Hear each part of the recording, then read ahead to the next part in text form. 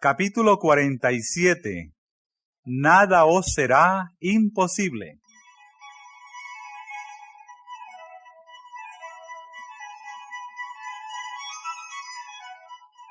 Después de haber pasado toda la noche en el monte, a la salida del sol Jesús y sus discípulos descendieron a la llanura. Absortos en sus pensamientos, los discípulos marchaban asombrados y en silencio.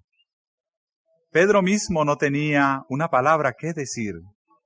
Gustosamente habrían permanecido en aquel santo lugar que había sido tocado por la luz del cielo, y donde el Hijo de Dios había manifestado su gloria. Pero había que trabajar para el pueblo, que ya estaba buscando a Jesús desde lejos y cerca.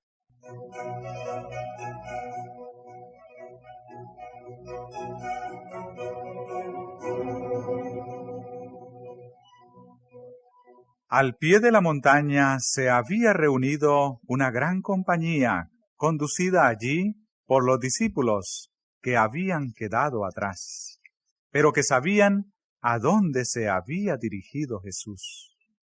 Al acercarse el Salvador, encargó a sus 3 compañeros que guardasen silencio acerca de lo que habían presenciado, diciendo: «No digáis a nadie la visión, hasta que el Hijo del Hombre resucite de los muertos». La revelación hecha a los discípulos había de ser meditada en su corazón y no divulgada.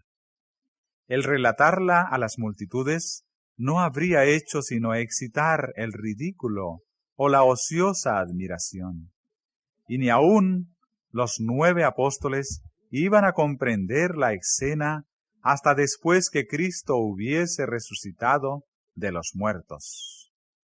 Cuán lentos de comprensión eran los mismos 3 discípulos favorecidos puede verse en el hecho de que, a pesar de todo lo que Cristo había dicho acerca de lo que le esperaba, se preguntaban entre sí lo que significaría el resucitar de entre los muertos.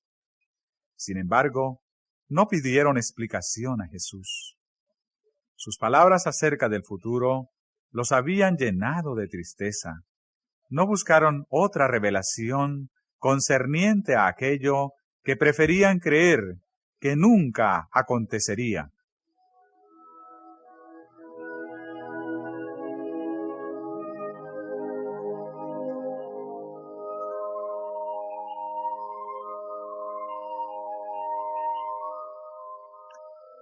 Al divisar a Jesús, la gente que estaba en la llanura corrió a su encuentro, saludándole con expresiones de reverencia y gozo. Sin embargo, su ojo avisor discernió que estaban en gran perplejidad. Los discípulos parecían turbados. Acababa de ocurrir una circunstancia que les había ocasionado amargo chasco y humillación.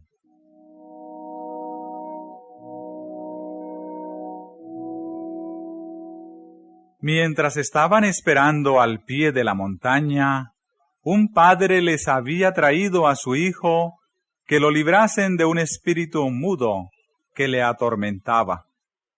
Cuando Jesús mandó a los 12 a predicar por Galilea, les había conferido autoridad sobre los espíritus inmundos para poder echarlos.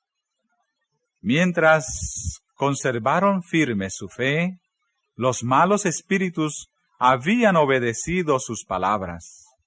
Ahora, en el nombre de Cristo, ordenaron al espíritu torturador que dejase a su víctima, pero el demonio no había hecho sino burlarse de ellos mediante un nuevo despliegue de su poder. Los discípulos, incapaces de explicarse su derrota, sentían que estaban atrayendo deshonor sobre sí mismos y su maestro. Y en la muchedumbre había escribas que sacaban partido de esa oportunidad para humillarlos. agolpándose en derredor de los discípulos, los acosaban con preguntas, tratando de demostrar que ellos y su maestro eran impostores.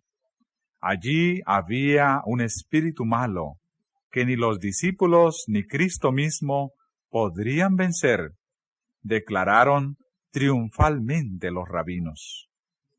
La gente se inclinaba a concordar con los escribas y dominaba a la muchedumbre un sentimiento de desprecio y burla.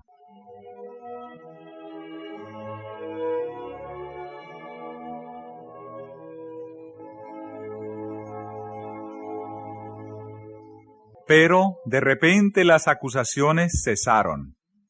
Se vio a Jesús y los 3 discípulos que se acercaban, y con una rápida reversión de sentimientos, la gente se volvió para recibirlos. La noche de comunión con la gloria celestial había dejado su rastro sobre el Salvador y sus compañeros. En sus semblantes había una luz que infundía reverencia a quienes los miraban. Los escribas se retiraron temerosos, mientras que la gente daba la bienvenida a Jesús.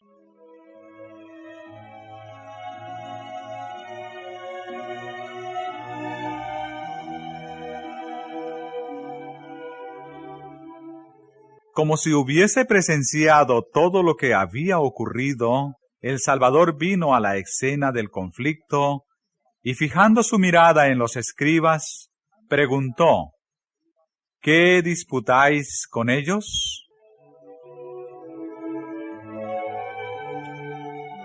Pero las voces que antes habían sido tan atrevidas y desafiantes permanecieron ahora calladas.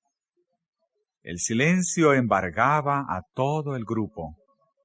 Entonces el padre, afligido, se abrió paso entre la muchedumbre y, cayendo a los pies de Jesús, expresó su angustia y desaliento.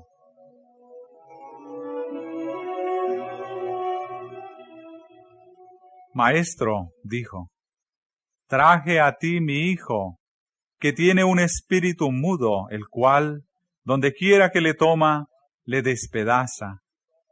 Y dije a tus discípulos que le echasen fuera, y no pudieron.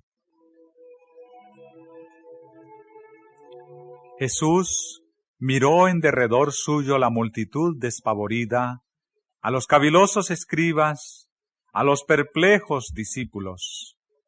Vio incredulidad en todo corazón, y con voz llena de tristeza exclamó: «Oh generación infiel, ¿hasta cuándo estaré con vosotros?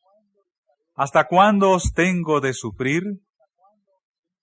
Luego ordenó al padre angustiado: «Trae tu hijo acá».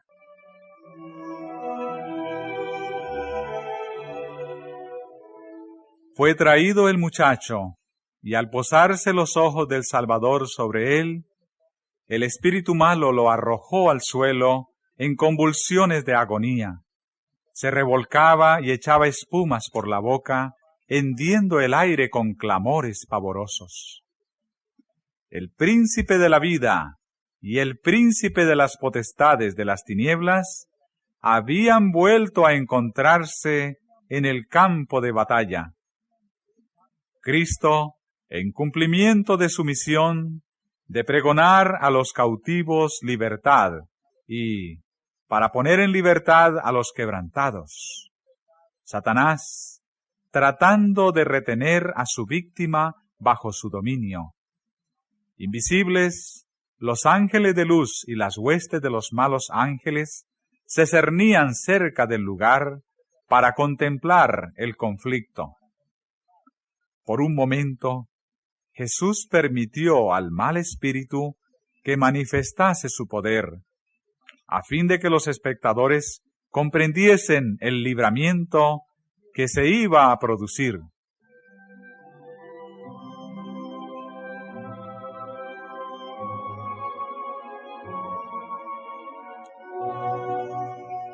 La muchedumbre miraba con el aliento en suspenso, el Padre con agonía de esperanza y temor. Jesús preguntó: ¿cuánto tiempo ha que le aconteció esto? El Padre contó la historia de los largos años de sufrimiento y luego, como si no lo pudiese soportar más, exclamó: si puedes algo, ayúdanos, teniendo misericordia de nosotros. Si puedes. Hasta el Padre dudaba ahora del poder de Cristo.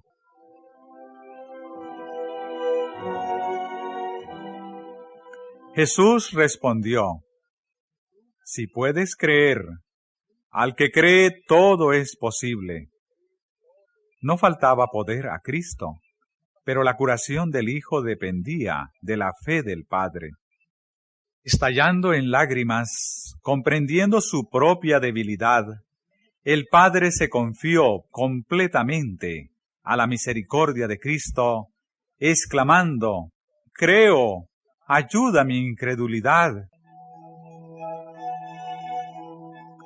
Jesús se volvió hacia el enfermo y dijo: espíritu mudo y sordo, yo te mando, sal de él, y no entres más en él.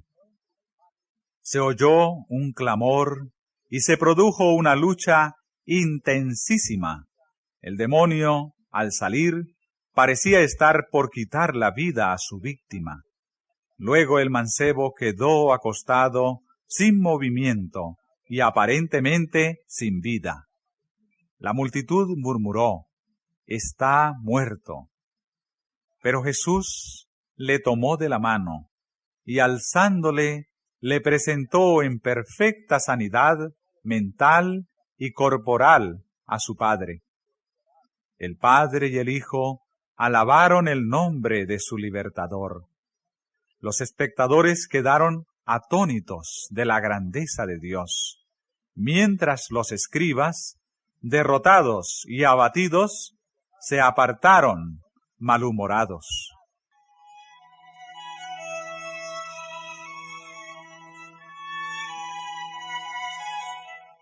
Si puedes algo, ayúdanos, teniendo misericordia de nosotros.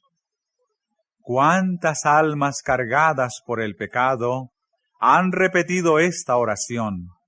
Y para todas, la respuesta del Salvador compasivo es: si puedes creer, al que cree, todo es posible. Es la fe la que nos une con el cielo y nos imparte fuerza para luchar con las potestades de las tinieblas. En Cristo, Dios ha provisto medios para subyugar todo rasgo pecaminoso y resistir toda tentación, por fuerte que sea.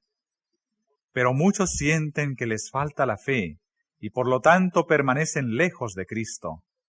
Confíen estas almas desamparadas e indignas en la misericordia de su Salvador compasivo. No se miren a sí mismas, sino a Cristo, el que sanó al enfermo y echó a los demonios cuando estaba entre los hombres, es hoy el mismo Redentor poderoso. La fe viene por la palabra de Dios. Entonces aceptemos la promesa: al que a mí viene, no le echo fuera. Arrojémonos a sus pies clamando: creo, ayuda mi incredulidad. Nunca pereceremos mientras hagamos esto, nunca.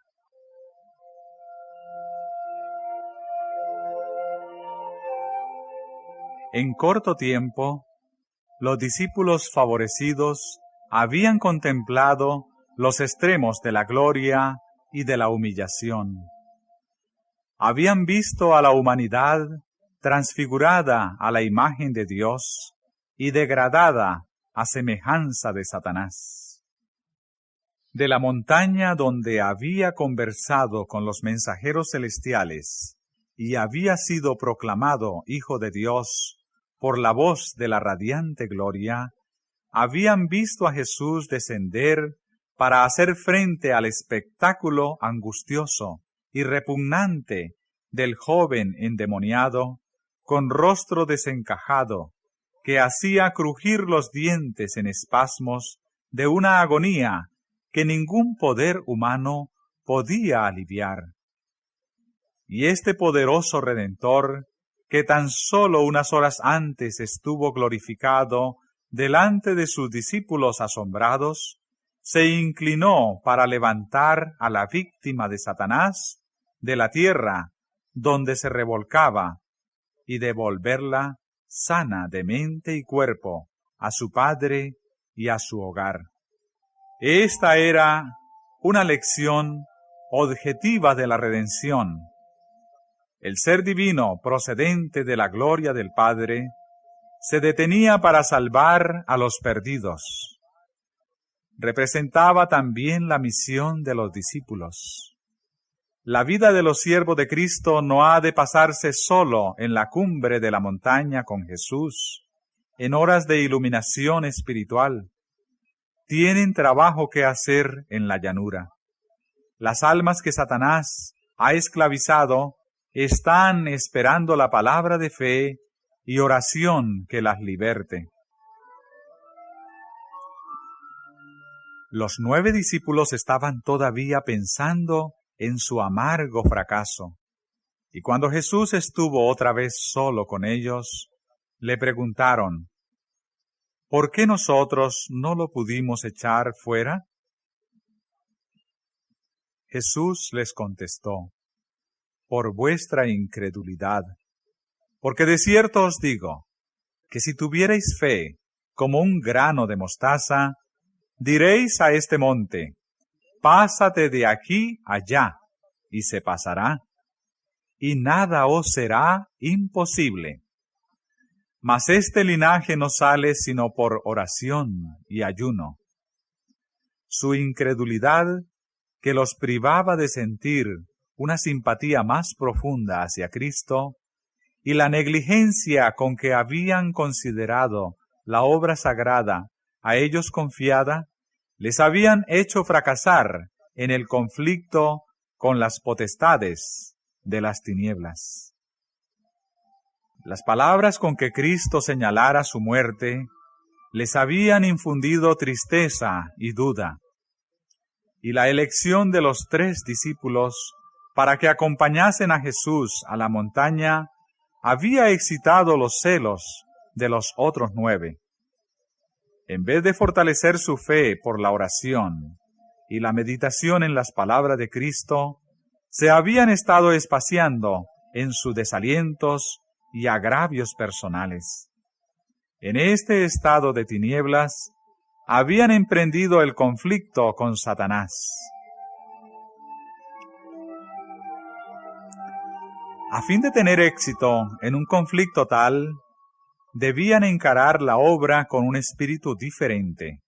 Su fe debía ser fortalecida por la oración ferviente, el ayuno y la humillación del corazón. Debían despojarse del yo y ser henchidos del Espíritu y del poder de Dios.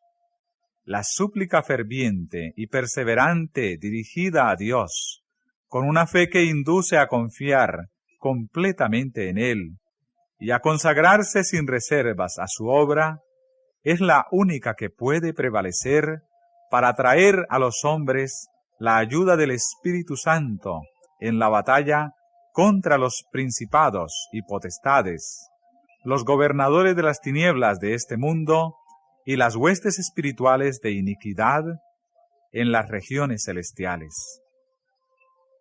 Si tuvierais fe como un grano de mostaza, dijo Jesús, diréis a este monte: pásate de aquí allá, y se pasará. Aunque muy pequeña, la semilla de mostaza contiene el mismo principio vital, misterioso, que produce el crecimiento del árbol más imponente. Cuando la semilla de mostaza es echada en la tierra, el germen diminuto se apropia de cada elemento que Dios ha provisto para su nutrición y emprende prestamente su lozano desarrollo. Si tenemos una fe tal, nos posesionaremos de la palabra de Dios y de todos los agentes útiles que Él ha provisto. Así nuestra fe se fortalecerá y traerá en nuestra ayuda el poder del cielo. Los obstáculos que Satanás acumula sobre nuestra senda, aunque aparentemente tan insuperables como altísimas montañas, desaparecerán ante el mandato de la fe. Nada os será imposible.